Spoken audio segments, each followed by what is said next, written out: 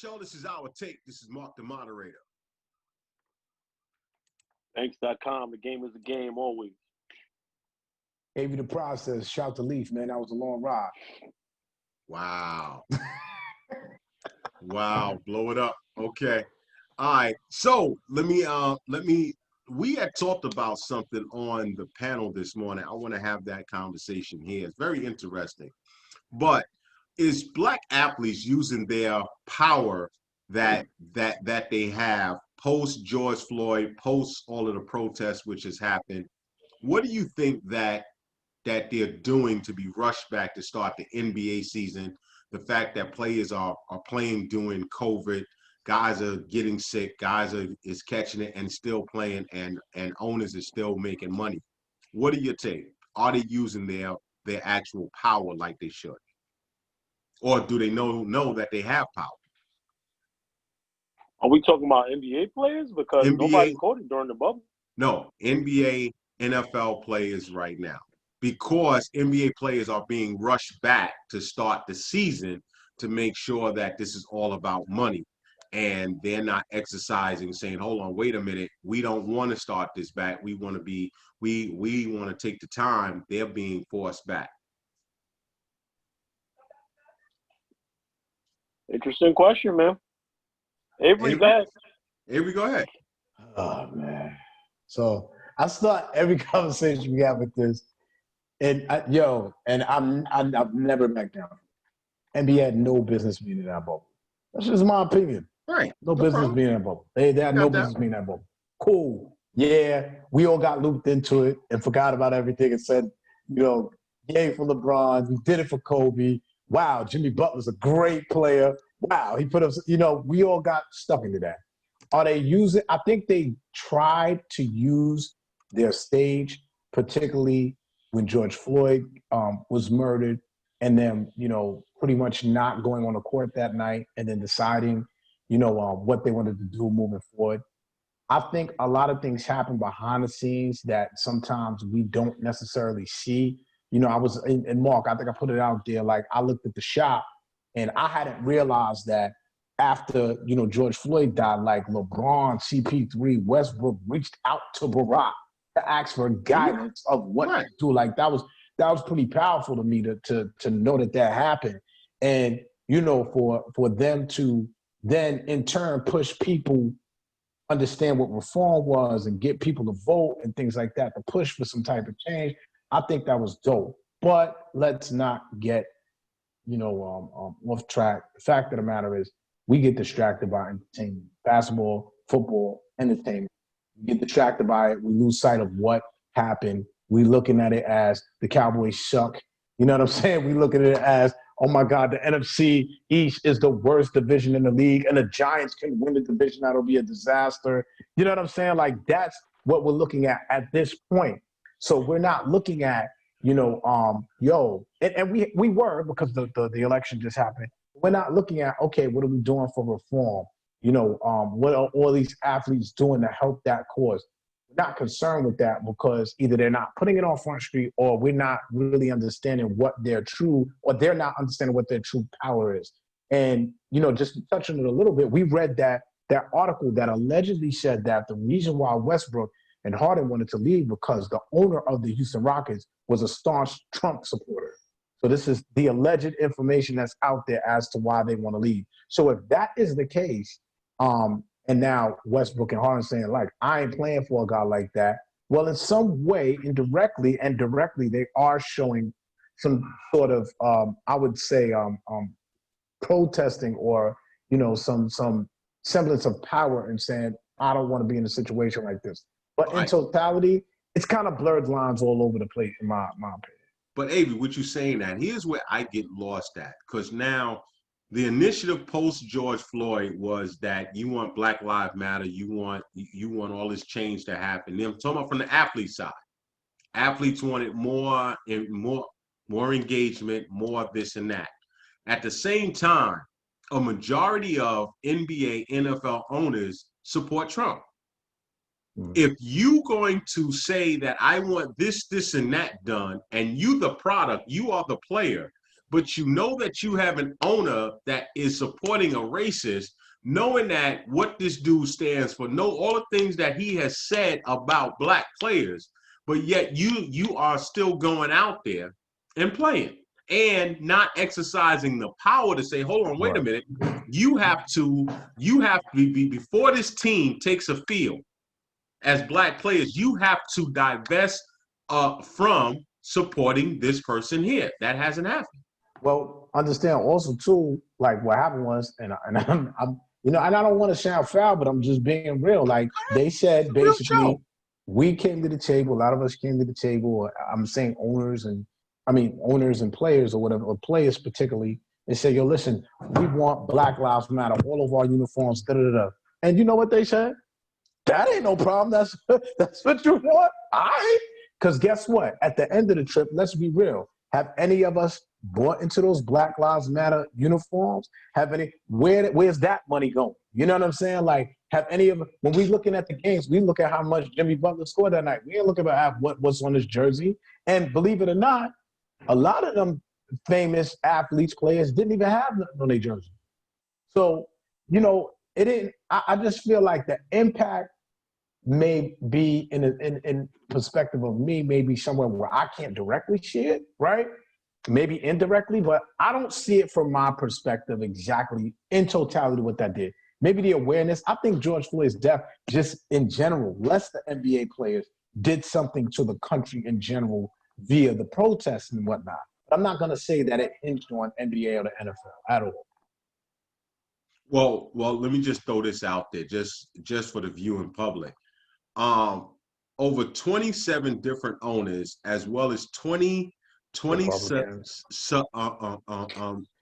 owners over a period of more than 5 years has donated over $28 million towards Republican politicians and PACs, while over 12 million, 43.1% was directed to Democrats. Disparaging numbers right there. One of the owners, which name is out there, Jerry Reinsdorf, Herb Simon, Mickey Arison for the Heat. The Sixers owners, Josh Harris, David Blitzer, gave at least 20% of their donations to the Republican Party. Yep. Now you have Black Lives Matter and doing all of this, but to see again, it goes back to the same thing. When you have a Dan Gilbert who is one of the leading fundraisers for Donald Trump, how can you possibly think this dude at heart really cares about Black Lives Matter as a player? And I'm speaking solely, and do the players care? Thanks. I think my position hasn't changed at all. I thought all this was window dressing from the beginning. I always said this. I always said Black Lives Matter on the court. It's letting them kneel now. That's window dressing, man. The goal of a protest or something is to break the status quo. Is to make the people in charge uncomfortable. When the people in charge go, yeah, you can put Black Lives Matter on your jersey. Yeah, you can kneel for the anthem now. The whole protest is over at this point. Yeah. The whole protest is over at this point. Thanks, totally. But let me ask you a question then. What role does the player has then? If you know this, if we sit here talking about this and we know it, then what is the players doing with the power they have to offset that? Because right now, let's say Westbrook and Harden isn't playing, because of their owner is a staunch supporter of Donald Trump. What do you say about the other players that are quiet and are just going along with the status quo? Same thing I've always said. Not everybody's built for the fight. So can I just say this Not too? everybody's built for the fight.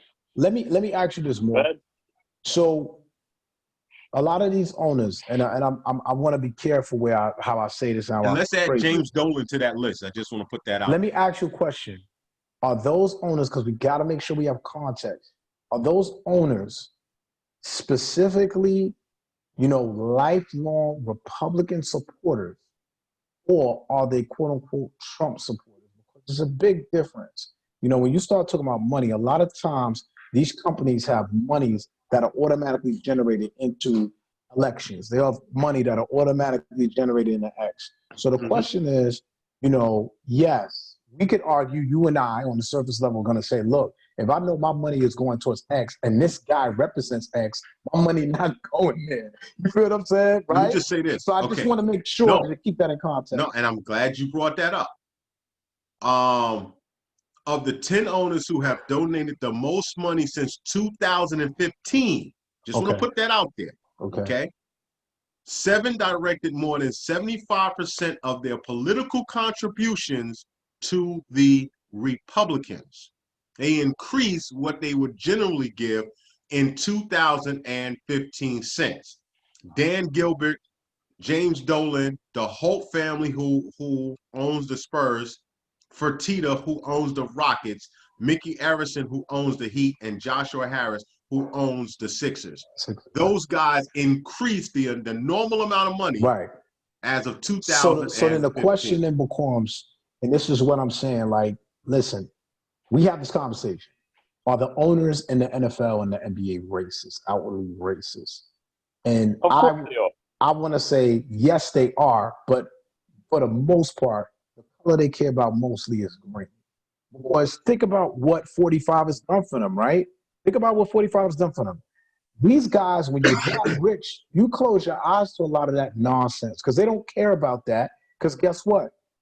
My return on my investment, I'm a rich guy. This guy's making me rich. But Avery, you keep shifting back over to the owner. And I'm going to ask the question once again. Right, you're talking about the players. I was just trying to make some context of it. Right, but the players who protested, the players that didn't take the court, based upon the fact of what happened after the gentleman who had gotten shot in the back by the cops, they said enough is enough.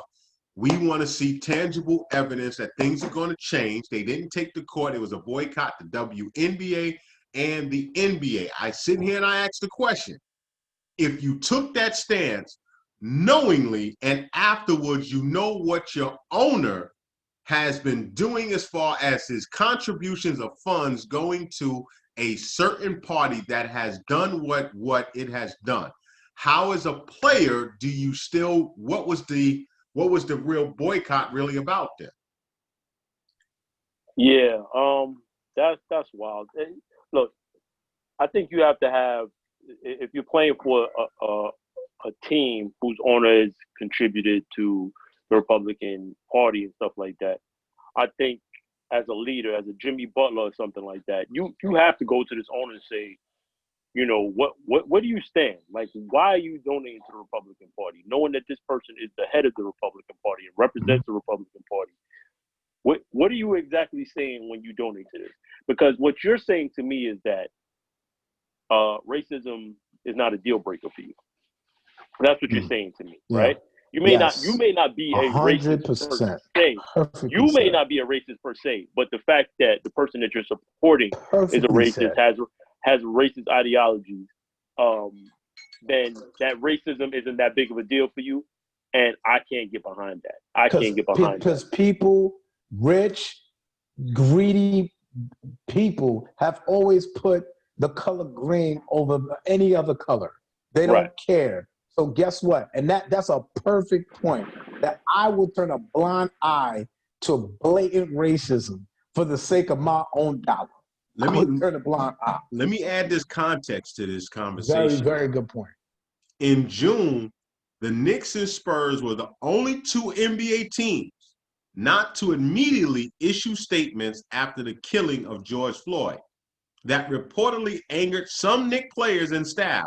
While Spurs head coach Greg Popovich, he issued a lengthy statement of his own.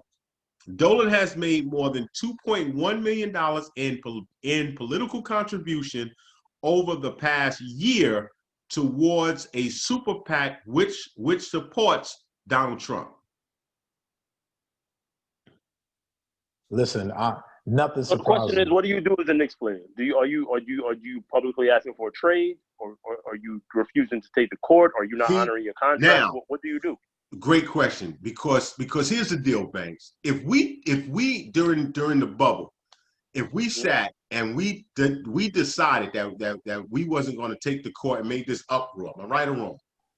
Right. And then we keep saying that we want change and we want this and that. But if you're not going to the direct person that you are employed by, and as players, we don't take the court again, because but now that Trump is gone, basically, give or take. But if you're invested in racism, then what am I really doing on my end as a player? So That's tough. I understand That's that, just Mark. tough. What I'm saying, what are your legal ramifications in that situation? Like, let's not act like maybe these conversations were had, but maybe maybe the way the contract is written and stuff, you don't have necessarily an out where you can just say that. I'm not saying right or wrong. I'm just telling you in terms of legal ramifications. Okay, but we know what happened during the season. The players did not take the court. Am I right or wrong? Right. They weren't sued. They wasn't fired. Okay. Okay. Generally, nothing happened to them. True. But that was also a very unique circumstance with everything happening. The Knicks weren't in the bubble. The Knicks weren't in the playoffs. So now, do I say is RJ Barrett, who might be like considered the future of the Knicks, something like that? I'm not taking the court because you openly support a racist. And listen, Banks, I talked to the other players, and none of us are taking the court. Listen, but you're talking about one player. I'm saying as a whole, if players start to say that you must divest your funds from supporting racism, then to me, that's where your power lies at. Because if you're not doing anything and you keep talking about in the headlines, we want change, but you're not doing the direct necessary steps to bring change inside of your own organization. How can you act globally? You want senators doing this, you want cops doing this, you want them doing that, but you're not going to your direct employer and saying this is what we want during this off season. If the season starts December 22nd, you could start firing warning shots as players if you wanted to. But do you know you have the power to do that? That's what I keep bringing up. I think the problem is that, we're talking about this is a very, very touchy situation. Why? I think getting everybody on the same page is kind of difficult. You know what I'm saying? With taking that measure. I'm not disagreeing with you, you know what I'm saying? But I think when you start talking about because even if you think about it, when Milwaukee said that they weren't playing, there were players that weren't necessarily in lockstep with it, right? No. Let's go back to the interview LeBron had on the shop. You heard what he said. He said, "Yo, we was done." He said we were done. The players were done. That's because LeBron said that, and I'm not saying that the majority, or I don't know what fraction of those players was saying that. But if you go back to the interview, he said the players were basically done. They was following the lead. But remember, of the Bucks. Ultimately they still came back to that. Oh no, without a doubt. Yo, so listen, that's what I'm saying. That's real. So what you're talking about now is, why are they still continuing to do this? You're talking about taking this even a step further, 3 steps further now. So I just think to get to that point is more of a challenge. That's what I'm saying. That's more of a challenge. Is it more fear than it is challenge? The number one thing that controls people in life is fear. We know that. You know what I'm saying? Okay. So I agree with that. You know what I'm saying? But I think it's more of a challenge. Let's say I conquer the fear. That doesn't mean Banks is going to conquer his fear. Doesn't mean Mark is going to conquer his fear. So that's a huge step. I've always said, we actually are not we know we're not the minority, and we actually have more power in our capital than we think we do. but we don't recognize it. You know what I'm Now, saying? there you Because go. And I think that's the powerful part of what you're saying is the recognition. Because I'm going to say this to you. I don't mean to cut you off, but here's the thing. You can't say you don't know it when you just when you just exhibit it. Acknowledged it and accepted it before prior. Absolutely. Just like the NFL players, it's no way you know that you have the power. You aren't capable of stepping up to the plate and saying, we will make these steps to make sure that things is going to change. Because the only thing I'm bringing up is this: you're asking everybody else to change, but you can't change inside your own organization. To me, that's a contradiction. That's true. That's true. We gonna be talking about this forever. G. This is a tough situation. We gonna be talking about it forever. But again, power's in the dollar. We got the power, man. Like we sooner or later, and I think we getting there, man. I think we're getting to a point where we're starting to realize on certain fronts that we do have power. I just think my whole thing, and this will be the last thing it says, we just need to keep that same energy all the way around. But we don't. See, that's the problem. We don't. That's why they took the court. It was 3 days, kid. They was out for 3 days and went back and finished up and noticed that, just like right now, the NFL don't even talk about Black Lives Matter. They got the thing on the back of the helmet, but there's no conversations, there's no discussions. It's all about football. And that's why I said these dudes are not using their power to really exact change. What they're doing is just going with the massa and just following along just to get along. And that, to me, has to stop, man. 100%. We have to start exhibiting power so we can show that, hold on, wait a minute, it starts in-house and then it works everywhere else. 100%. Y'all, thank you for this conversation, man. It's a good conversation. We'll have it more, and we will expound on this later on. Thank y'all for tuning in. This is Our Take,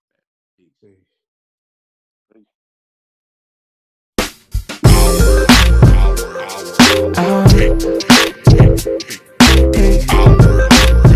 Peace. This is our take.